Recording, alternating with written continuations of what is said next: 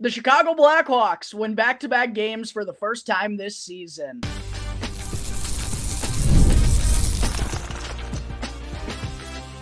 You're Locked On Blackhawks, your daily podcast on the Chicago Blackhawks, part of the Locked On Podcast Network, your team every day.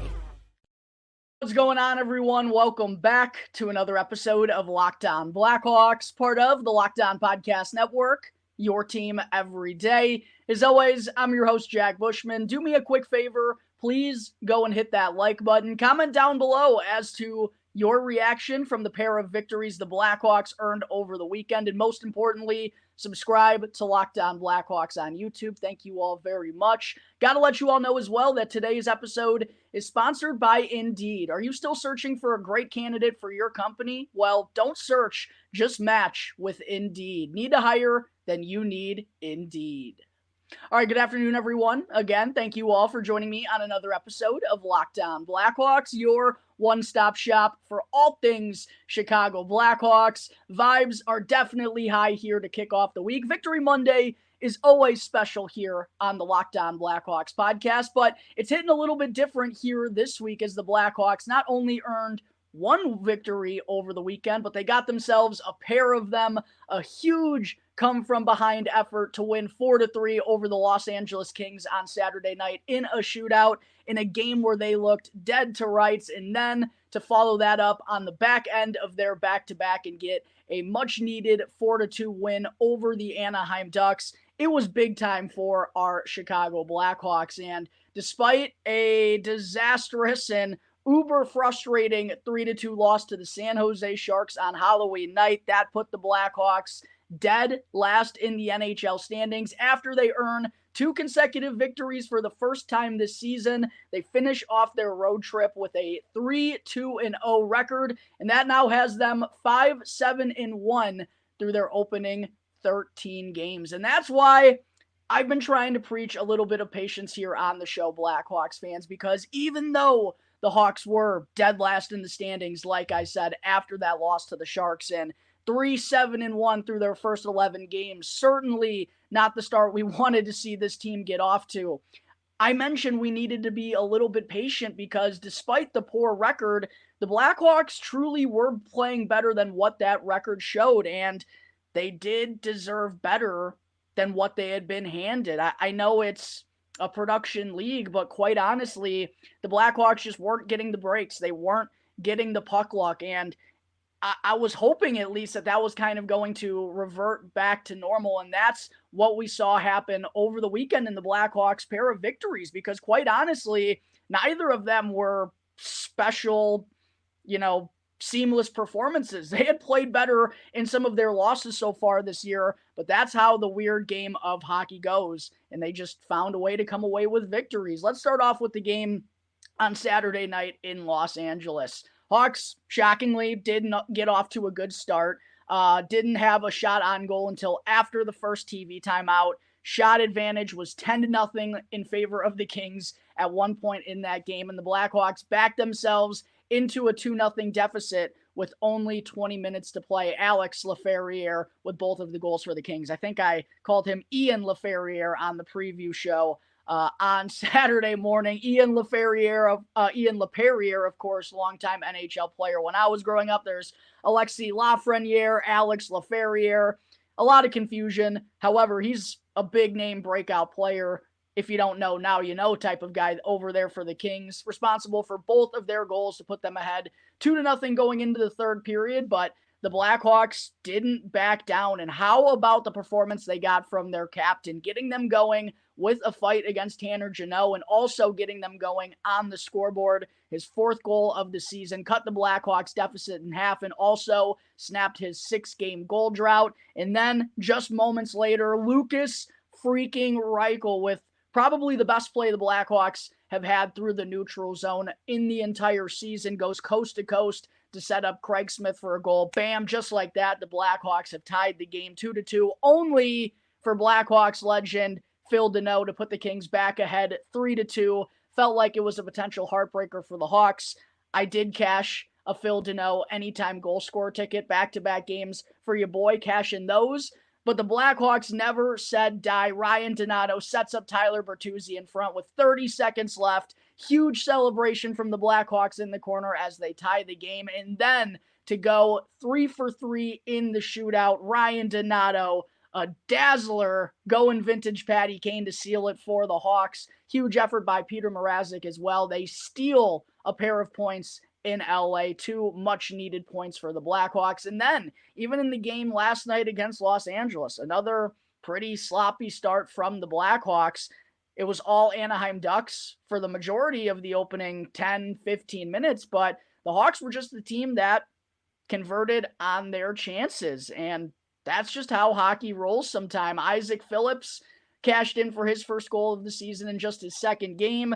They got power play goals from Teuvo Teravainen and Seth Jones. Connor Bedard with primary assists on both of them. Ryan Donato stays red hot with a scrappy goal. Bedard a third assist there to give the Blackhawks a late insurance goal. I don't want to say they were able to coast to victory because Anaheim led pretty handedly in all of the 5-on-5 analytics, but the Blackhawks were just the team on the better end of the puck luck, and they had been on the wrong side of that so many times through their opening 11 games. So despite not having their 2 cleanest performances of the season, that's for sure, they come out with a pair of victories. Puck luck goes their way. They get production from some key players, and it feels good to win back-to-back games for the first time this season. As far as what truly went right, though, for the Blackhawks in both of their wins, 3 things in particular to me is truly what made the difference. First, they got outstanding goaltending in both of their games. Peter Mrazek stopped 37 of the 40 shots that he faced in the win on Saturday against Los Angeles, and the Hawks could not have come back if it wasn't for Peter Mrazek. I mean, it easily could have been a larger than 2-0 deficit that the Blackhawks had to come from behind it in that third period. And in the third and in overtime as well, Mrazek was outstanding, bailing his team out time after time in the 3-on-3 frame. Seth Jones, I think, was out there for like 4 of the 5 minutes in overtime. LA had a lot of possession. Hawks couldn't have gotten it done, couldn't have gotten to the shootout alone or even overtime without Peter Mrazek, his 4th win of the year. And then how about Arvid Soderblom in that game last night against the Ducks, baby? Arguably his best performance at the NHL level, tied the second most saves that he's ever made in a game with 37. It's his first victory in his past 7 starts, and he was truly the difference maker because, as I mentioned in my quick little recap there a moment ago, all of the analytics were heavily in favor of the Ducks. Now, sometimes with natural stat trick numbers, it's kind of a judgment thing. The Blackhawks gave up over 50 scoring chances at 5-on-5, or not at 5-on-5, in all situations last night against the Ducks. I think that number's a little out of whack. I don't truly think they were that bad. However, the point is still that the Ducks were the better team. I mean, on the deserved to win a meter, on money puck, they were the better team. The scoring chances, high danger chances, shot attempts, shots on goal. But Arvid Soderblom was the one who really, really wound up making the difference. And that's 3 pretty solid starts in a row for him to kick off this season. We haven't seen him in a while because he was out for a minute there due to an illness. But in all 3 games that he started, much better performances than we saw from most of last year. And that's got to be just so big for his confidence. He got the Blackhawks chain around his neck after they get the victory. I don't know if he's going to have another start at the NHL level moving forward here, because the hope is that Laurent Brossoit will be able to return sooner rather than later as the Blackhawks return home on Wednesday. Don't know if he'll be able to play in either of those games. Maybe Soderblom goes one more time, but regardless, he's going to go back to Rockford eventually. And this just has to be so big for his confidence. Going to be huge for the tandem of he and Drew Commesso down there moving forward for the Ice Hogs. Just really big for his psyche to know that he can play at this level. And his, mental had to be a little bit messed with last year after just bad start after bad start. The Hawks continuously had to roll him out there because of their goaltender situation in the organization. They had really no other option. So good on Arvid Soderblom to put together 3 consecutive starts and have arguably his best NHL game for the Blackhawks. Goaltending was enormous in both of the victories for the Blackhawks. Couldn't have gotten it done without their tendies. Second difference maker for the Blackhawks was the boys never quit. They never quit when they were down 2-0 going into that third period. Great on-ice leadership from Nick Foligno. Kind of a questionable time to drop the gloves with Tanner Jeannot in that game, as the Blackhawks had control in the offensive zone at that moment. But I love what he was trying to do, trying to start a fire, because it was such a sleepy opening 40 for the visitors. And then to go and get the first goal of the game for the Blackhawks to kind of kickstart that third period comeback. And they never backed down when they were down 3-2 as well. Past Blackhawks teams, that would have been the game winner. That would have been the heartbreaker, not this bunch. And I loved the emotion that they showed celebrating in the corner to tie the game. Nick Foligno with 2 huge fist bumps. You can tell how much this matters to this team, and they're all bought in together. And for them to not only do that, but to go and get the win in the 2 points in the shootout, it was a thing of beauty. And then even in that game against the Ducks, right? Like, the Blackhawks easily could have gotten down on themselves the way that things were going early on. They still come out of the first period with a 2-1 lead. And yeah, sure, it was kind of a Ducks possession-filled night, but they still banded together in order to get the job done for their goaltender. And again, as I mentioned, even though the analytics were heavily in favor of the Ducks in the scoring chance department, I didn't think it was like a disastrous defensive effort from the Blackhawks or like their worst defensive performance of the year or anything. And then they also third and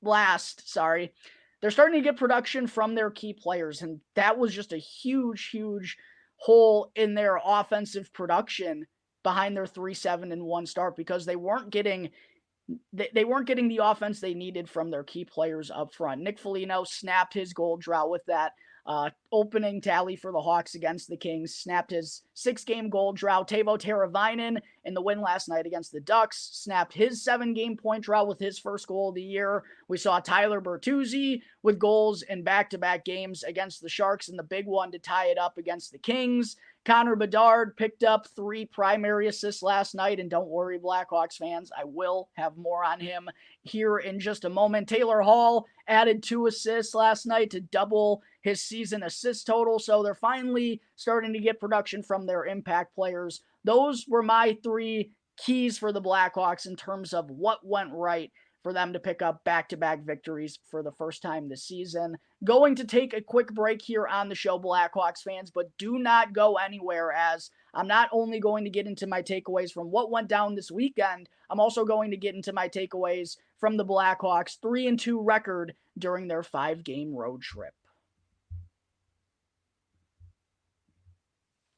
But first, I got to talk to you all real quick about Prize Picks. Prize Picks is America's #1 daily fantasy sports app with over 5 million active members. And Prize Picks is the easiest and most exciting way for you to now play daily fantasy sports, because all you got to do is pick more or less on 2 to 6 player stat projections and watch the winnings roll in. Do you think Connor Bedard will get more than 0.5 goals in the next game against Detroit? Or how about Patrick Kane to rack up more than 1.5 points in his second game back at the United Center? You can now cook up hot takes with your friends and win real money this hockey season when you and your crew run your game with Prize Picks. And one thing that I really do enjoy about Prize Picks is that it's the only real daily fantasy platform out there with an injury insurance policy, so that your lineups will still stay in play even if one of your players were to get injured. So be sure to go and download the Prize Picks app today and use the code LOCKEDONNHL in all caps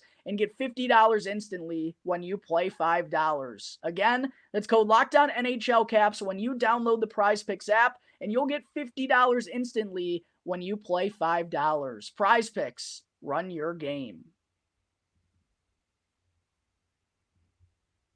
I also got to talk to you all real quick about Indeed. We're all driven by the search for better in this world, but when it comes to hiring, the best way to search for a candidate isn't to search at all. Don't search, but match with Indeed. And if you need to hire, then you need Indeed, because Indeed is the best matching and hiring platform out there with over 350 million global monthly visitors, according to Indeed data. And they also have a matching engine that helps you find quality candidates in an instant. And Indeed doesn't just help you hire faster.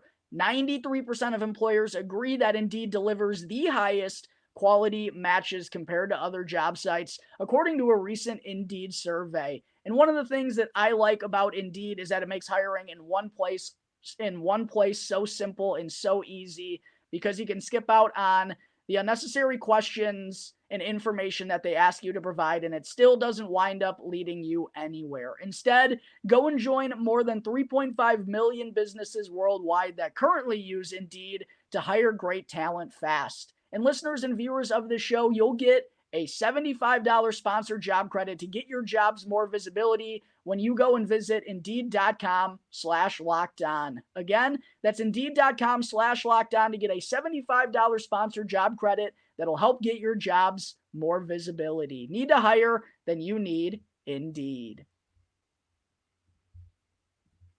Back here on the Locked On Blackhawks podcast, part of the Locked On Podcast Network, your team every day. Just wanted to say thank you to everyone for making Locked On Blackhawks your very first listen here to start off your week. Now, for your second listen, make sure to go and check out the Locked On Fantasy Hockey podcast. So that way you can become a fantasy hockey expert and get the edge over your league mates with daily tips from Steal and Flip. You can easily find Locked On Fantasy Hockey down in the description, or search on YouTube and wherever you may be listening to your podcasts.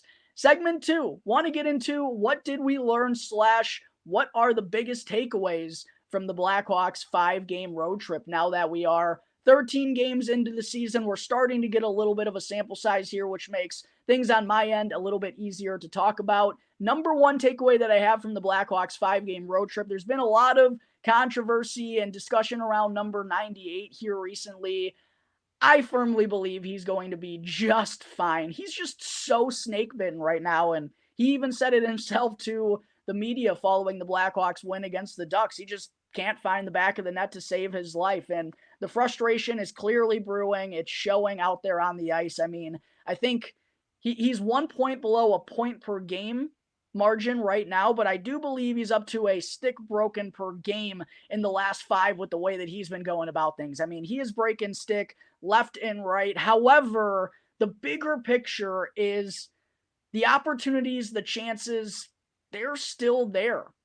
And we're seeing the blips of him being a special player and him making special plays, unbelievable stick handling maneuvers that only a select handful of players in this league have the talent, let alone the mindset to want to pull off and the confidence to do it. I mean, that's that little clip of Connor Bedard in overtime against the Los Angeles Kings. Special toe drag to absolutely dance around a defender. Gets a one-on-one opportunity with Darcy Kemper in net for the OT winner, and he just comes up with a big save. We're still seeing those special game-breaking abilities out of Connor Bedard. He's just not able to put it all together and find the back of the net. But the talent is so unbelievable. It's so noticeable for the most part on a night-to-night basis. And I think one thing we all have to keep in mind is that he's being relied upon as the head honcho of this offense as a 19-year-old. And yes, there are better pieces around him, but there still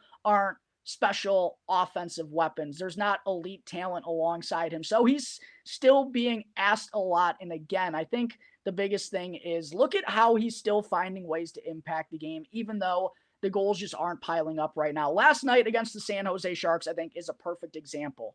Not against the San Jose Sharks, against the Anaheim Ducks. 3 primary assists from Connor Bedard, all of which, I mean, outside of the Ryan Donato one, could have been his goal easily, by the way. That would have snapped his little mini 3-game goal drought. Beautiful primary assist on a zone entry to find Isaac Phillips, the trailer with open space at the left point. He absolutely fires one home to put the Blackhawks on the board. And then Teuvo Teravainen to break his 7-game point drought. Bedard sets him up with a perfect dot-to-dot pass over at the right circle. Unbelievable playmaking by Connor Bedard is still there. The shot attempts are still there. 7 shot attempts, team high, 5 shots on goal last night. Led the team with 2 individual high danger chances, 3 individual scoring chances.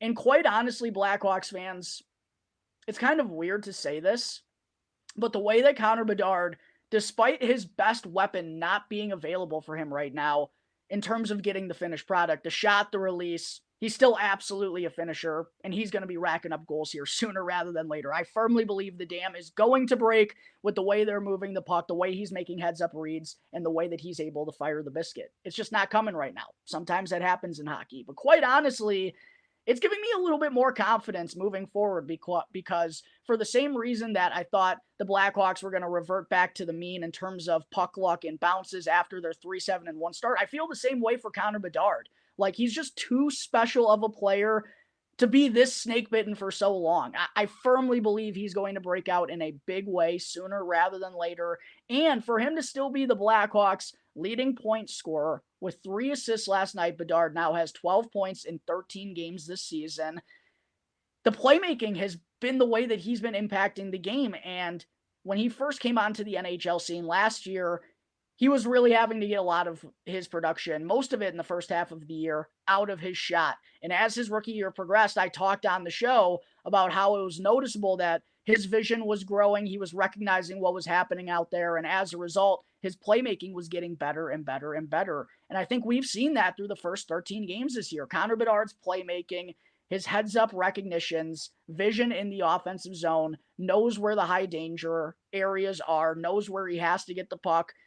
That all has gotten better from when he first broke onto the scene. And that's been the driving force of his production this year. So now that he's starting to establish the playmaking and the confidence in those areas, and I have the belief that he's going to break out in the goal scoring department sooner rather than later because he's just so uber talented. You see where I'm going, Blackhawks fans?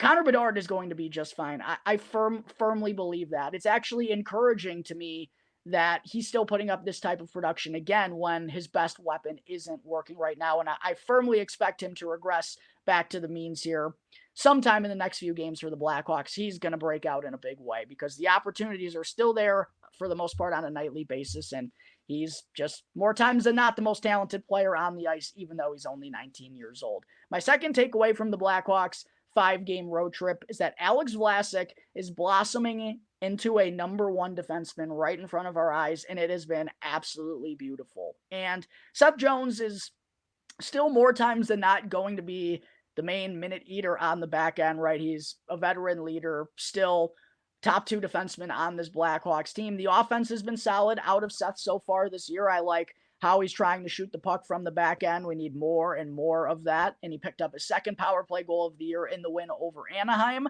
However, during this 5-game road trip, his defense was pretty shoddy. And I don't know if it's a result of the Blackhawks having to lean on him a little bit more, and he has to play a couple more minutes per night because Alec Martinez is out. TJ Brody's struggling. We have more youngsters in the lineup, right? So I give Seth Jones a lot of slack because he's asked to do a lot. And he never seems exhausted out there. He really doesn't. Even when he was out there for 4 of the 5 minutes in overtime against the Kings, like, he still wasn't a liability, an absolute donut pylon on the back end to give the Kings a 3-on-2 advantage there. However, it's still pretty clear to me that Alex Vlasic, what we thought about him last year in terms of establishing as the true shutdown defenseman for this team, I think he's even more so become that through these first 13 games. And what we saw him do on this road trip was phenomenal. Bringing his best stuff night in and night out. That's what you need out of a number one defenseman. And I think that's the biggest flack that Seth Jones gets. He has nights where he is a game breaker and he can make plays that few defensemen can play. The knock, though, is that the consistency isn't there, and those nights are too few and far between. And the defensive consistency just isn't elite. For Alex Vlasic, it feels like the defensive consistency is elite. He's had maybe one bad game so far this year where I thought he got bullied a little bit in front against the Vancouver Canucks at home ice, but other than that, he has been outstanding. And last night against the Ducks, led the Blackhawks with 25 minutes and 14 seconds of time on ice. He's played over 20 minutes in every game since the opener in Utah. Chipped in with 5 block shots last night and picked up an assist. That now gives Vlasic 5 assists in the last 7 games and 7 assists in 13 games this year. And the defensive ability is always going to be his bread and butter with that long reach in the big frame. The way that he can get pucks out of harm's way is excellent. I think he makes really heads-up reads in an instant in the defensive zone. but the offensive progression we've seen out of him has been marvelous as well. And just watching his skating ability, the way that he's able to skate in the offensive zone and wheel the puck behind the opponent's net and get his head up to recognize what's going down in front of him. He looks like a new Alex Vlasic out there. The strides he has made in those areas has been awesome. He's making a lot of heads up passes, and as a result, he's really chipping in on the back end. I mean, 7 assists in the first 13 games out of Alex Vlasic is certainly notable when he's always been categorized as a defensive defenseman. And it feels like the development that he got in Rockford with his puck play has just done him wonders as he's transitioned to a top pairing defenseman for the Blackhawks. It's awesome to watch Alex Vlasic play. And I said going into this year, he's going to be the one on the Blackhawks, the player that probably isn't all that well known around the league, but he's going to get on a lot of folks' radars with the way that he can play on the back end. 20 minutes a night type of guy, and now he's able to impact the game on both sides. It is absolutely fantastic to see. Third key takeaway that I have from the Blackhawks 5-game road trip is that Lukas Reichel is a player, baby. And I've been saying it for a long, long time, but man, is he rolling right now. And it feels like his confidence is off of the charts. And that's kind of, I think, what makes Lukas Reichel tick. And I think that's the case for a lot of young players, right? Is when you have that confidence, it just makes such a difference. You don't have to think out there on the ice. You just know that you have the ability to make the right reads. And when you're thinking too much out there, bad things tend to happen. Felt like that was the case for Lukas Reichel for far too long, but he's just on go mode right now. And he's having these blips. It's not for maybe a full game, but he's having these blips where he can absolutely change the game. And he just has these rushes that few other players in the NHL can make. That goal that he helped set up, Craig Smith's goal to tie it 2-2 in the third against Los Angeles, was unbelievable. As I said in segment 1, probably the best coast-to-coast rush we've seen a Blackhawks player have so far this year. His cerebralness, along with his speed and his vision in transition, that's where he's so deadly, and he's really strung together good consecutive games, and it feels like he's finally a certified piece of this lineup. But to me, it's even more impressive considering he's really carrying the fourth line right now. Craig Smith with 4 goals through, I think he's played 11 games so far this year. When he signs a ticket this upcoming offseason or gets dealt to a Stanley Cup contender at the trade deadline, Craig Smith is going to have to owe Lukas Reichel like a nice watch or a nice new car or something, because he is feeding this guy the biscuit in the dangerous areas and making the plays happen. But it's awesome. Lukas Reichel, to see him be this type of player, I knew it was always possible, but now it's just about continuing to do it on a nightly basis. But not only is he getting the production, to me, I think the biggest thing that's noticeable about him is how engaged he is on the forecheck and the back check, and he's playing scrappier along the boards, and Luke Richardson has to love seeing that on top of getting the production. Back-to-back 1 assist games for Lukas Reichel over the weekend, now has 3 points in his last 4 and 6 points in 9 games on the season. Very good stuff out of the 2020 first round selection. Also, another takeaway from the 5-game road trip, TJ Brodie is an absolute problem, and Luke Richardson finally had to address it. Brodie was scratched in both of the Blackhawks wins over the weekend. Isaac Phillips finally got into the lineup, something I've been preaching for here on the show for a while, and he had 2 pretty decent games. Scored his first goal of the season, of course, last night. Wasn't great, wasn't awful. However, with him scoring a goal and the Blackhawks winning both games, I do wonder if Brodie's going to be scratched for a 3rd game in a row when the Blackhawks return to the United Center on Wednesday against Detroit. And you also have to wonder what the timeline is for Alec Martinez, and whenever he does rejoin the lineup, how is that going to impact TJ Brodie's role on the back end? And also, how is it going to affect the blue line as a whole? To me, it feels like Nolan Allen is probably going to go down. He's had some good games. He's had some games where he's really struggled in his own end, just had 2 penalties last night against the Ducks. Things you would expect from a 21-year-old kid. I think he's probably the one to go back down if I had to guess, with Isaac Phillips remaining as the 7th defenseman. But it's going to be really interesting to see how Luke Richardson handles TJ Brodie, because he's just been an absolute liability back there on the back end, and the Hawks can't afford that type of play out of a veteran who they're paying good money to and is signed on here for another year. Going to be really interesting to see what happens with TJ Brody, and if he does get back into the lineup on Wednesday or whenever he does get back in the lineup, is he going to have a little bit of a wake-up call like Lucas Reichel did when he was scratched these first few games this year, even though that was much more undeserved. Last but certainly not least, my biggest takeaway that I have from the Blackhawks 5-game road trip is that they can be a good team when they're getting production from their impact forwards. I really do think once the Hawks get Alec Martinez back, they're going to be a strong defensive bunch. They're getting really good goaltending. Laurent Brossoit is also going to be healthy here sometime soon. That's going to be a huge addition to them in net.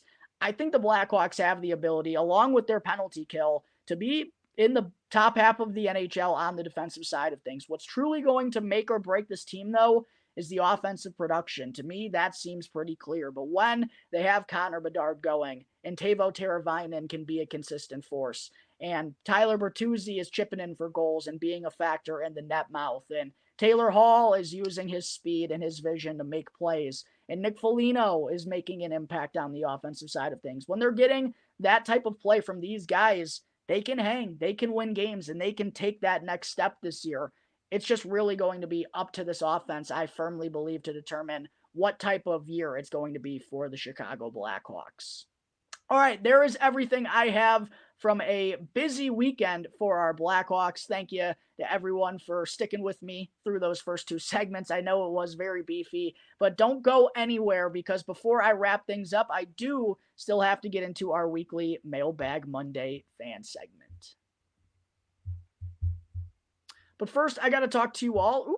Got to get the fine folks of FanDuel's graphics up here real quick. Got to talk to you all about the fine folks over at FanDuel.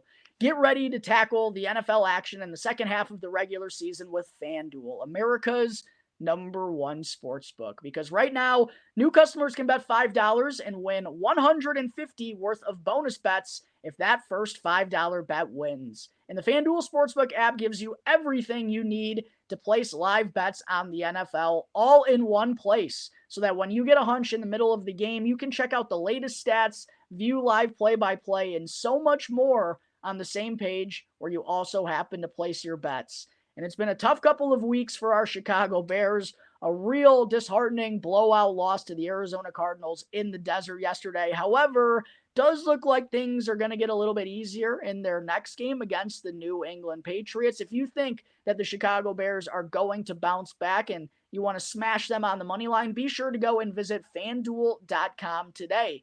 And if you're not already a member, you'll have an opportunity to win $150 worth of bonus bets if your first $5 bet wins. So go and take advantage of this great offer that FanDuel is giving right now. Visit FanDuel.com, and again, you'll have a chance to win $150 worth of bonus bets if your first $5 bet cashes. So never waste a hunch and make every moment more with FanDuel, an official sportsbook partner of the National Football League. I also have to talk to you about a new sponsor here with the Locked On Podcast Network, which is Built Rewards. Listen up, renters. Do you ever feel like you're stuck in this loop of rent payments, just watching your money vanish into thin air? Well, it's time to turn that rent game around and start earning some serious rewards, and that's where Built Rewards comes in. Built is groundbreaking as a neighborhood rewards program that hooks you up with points on your rent. Every month, pay rent and watch the Built points roll in. It's as simple as that. And you can use points towards a dream vacation or toward a flight or hotel stay with 500 plus airlines and over 700,000 hotels and properties. So what are you waiting for? Go and earn points right now by paying rent when you go and join built.com/LockedOnNHL. That's JOINBILT.com/LockedOnNHL. And make sure to use that URL so they know that we sent you. And you can start earning points today with Built Rewards. Segment 3, before I wrap up today's episode, still have to get into our weekly Mailbag Monday fan segment. And a quick reminder, if you're watching or listening to this and thinking, hey, I have a Blackhawks question, well, make sure to drop them down below in the comment section of this video, or if you're tuning in through an audio platform, you can DM me on any one of my social media accounts or email LockedOnBlackhawks at gmail.com, and you can even hit up the community tab on the Locked On Blackhawks YouTube channel. First question that I got to answer here today comes from at Jack_Epstein on X, who asked, well, you've got to talk about the elephant in the room, Lukas Reichel, who clearly has the second best skills on the Blackhawks after Connor Bedard. The coaching staff needs to give him more ice time. I mean, come on.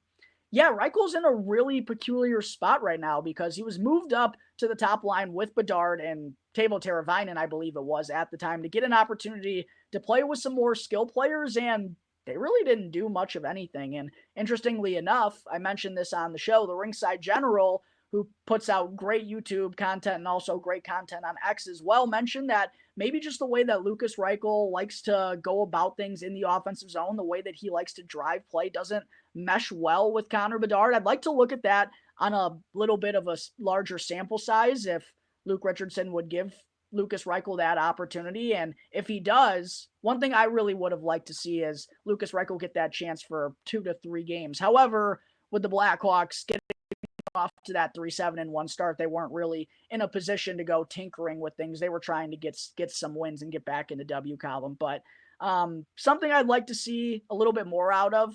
However, I do like to see Lukas Reichel getting an opportunity with the top power play unit from time to time. He and Ryan Donato have kind of been mixing back and forth in those roles over the last couple of games, but things have been working well for Lukas Reichel with Pat Maroon and Craig Smith, and I would like to give him an opportunity to play with Nick Foligno, to play with a player who has a little bit more offensive abilities while still carrying that size and that ability to go and win the puck back in the offensive zone and win board battles. I think that would be what I'd like to see from Lukas Reichel next. Maybe give him an opportunity with Teuvo Teravainen and Nick Foligno, or Taylor Hall and Tyler Bertuzzi. But things are going well for him right now. But I agree. You have to get him on the ice more because he just has those game-breaking abilities. And, 11 to 12 minutes, it's better than the 7 to 8 minutes he was getting a few weeks ago. But get him up to 14 or 15 because he can be such a difference maker on the nights where he's really carrying his best stuff. And that's been more often than not here in these last few games. Next question comes from at Pete Salkowski, who asked on X, who's the team's MVP so far this season? And if it's not 98, how concerned should we be it's not 98? 9 points on the year, 12 now, isn't in the league's top 40. I believe it is at this point. And 3 goals with a -3 doesn't scream generational to me. But all these better players around him this year. Yeah, Pete, I don't really agree with this sentiment. For many reasons that I've already outlined on the show. I know you could say 3 goals doesn't scream generational. And look, 3 goals is disappointing for Connor Bedard. I mentioned that on the show when the Blackhawks lost to the San Jose Sharks on Halloween. I said he needs to be better in the goal scoring category, particularly on the power play. However, and I don't think he is the team MVP. It's hard to pin down a Blackhawks team MVP right now. Maybe it's Ryan Donato. Maybe it's Peter Mrazek because he's been in net for 4 of their 5 wins. Could argue Alex Vlasic with what he does on the defensive side of things, and 7 points in 13 games has been pretty noteworthy. It's hard to exactly pin down an MVP right now for the Blackhawks, but Connor Bedard is absolutely in the conversation as the team's leading point scorer and the primary driver of this offense. Yeah, it hasn't been coming in goals, which he's best known for, but the productivity has still been there. I'm not concerned whatsoever about Connor Bedard. The underlying analytics are great. He's still on the ice for a ton of scoring chances, still getting the Blackhawks a lot of looks. The thing that's been the most frustrating to me has probably been the man advantage. I want to see him dominate more when he's out there on the power play, but I have no concerns, even though he's not the team MVP. And again, I think anyone who's really having concerns about Connor Bedard is probably going to be laughing at themselves in 15 to 20 games down the road. Next question comes from Booblitz Gray 80807. I think I pronounced that right on X, who asked, when will Winter Classic jerseys go on sale? Interesting question. Quite honestly, I'm surprised that they're not already on sale. And if they are already on sale, someone please drop them down below in the comment section to help this question, Booblitz Gray 80807 out. I feel like if they were out, though, it would be more prominently known. But they definitely got to be out here, you would think, before like Black Friday and before kind of Christmas season goes around, because that's quietly around the corner here. Blackhawks and Blues at Wrigley Field on New Year's Eve in the afternoon. Yeah, that's going to be a big one. You got to think they'd want to be marketing that with the holiday season right around the corner. So I'd expect in the next couple of weeks, probably.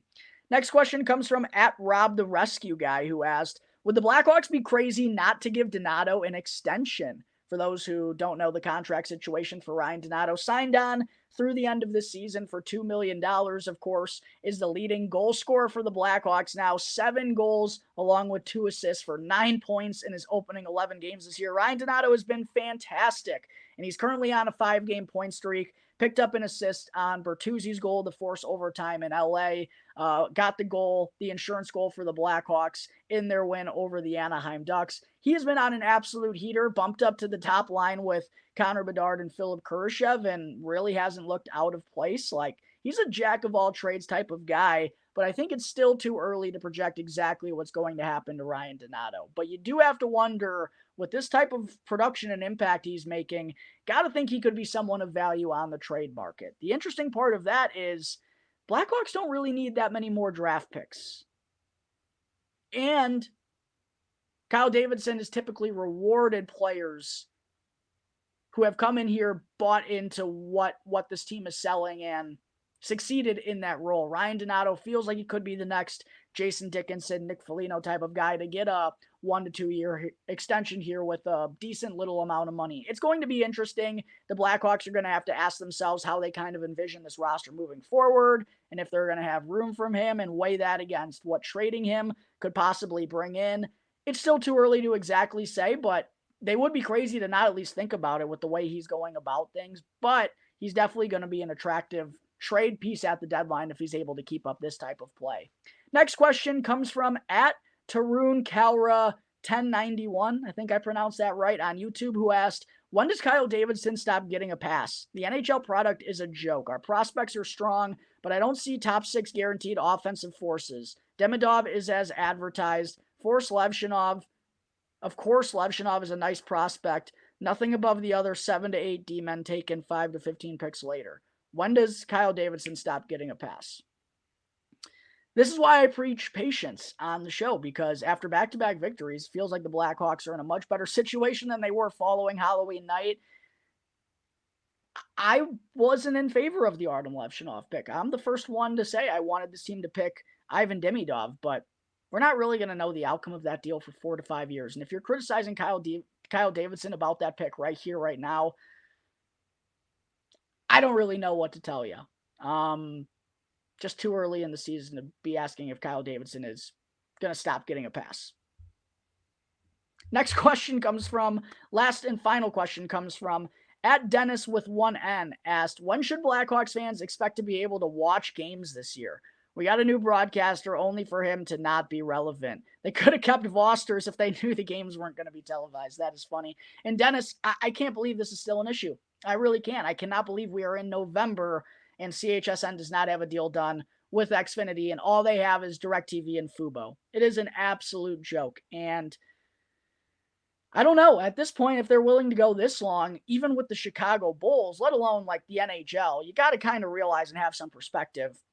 The NHL is the 4th largest professional sports league in North America. The NBA is a way bigger global game. And the Chicago Bulls, one of the most prominent franchises in the NBA, is not broadcasted to their home fans. Like, I don't really care about the NBA whatsoever, but I at least have the perspective to know that that is absolutely bananas. Like, the fact that they've started the Bulls season and they're not broadcasted on the main television distributor here in Chicago, Xfinity. It is mind-melting that this is still going on, but at this point, it's hard to have confidence that anything is going to get done if they've let it go this far. Clearly, the business minds behind this are lacking and don't give a crap about us, the fans. That's what happens when you sign on to something with Jerry Reinsdorf and co.